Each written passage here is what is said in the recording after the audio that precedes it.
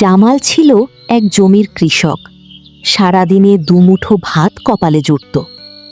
একদিন সেই জমি শুকিয়ে যায়।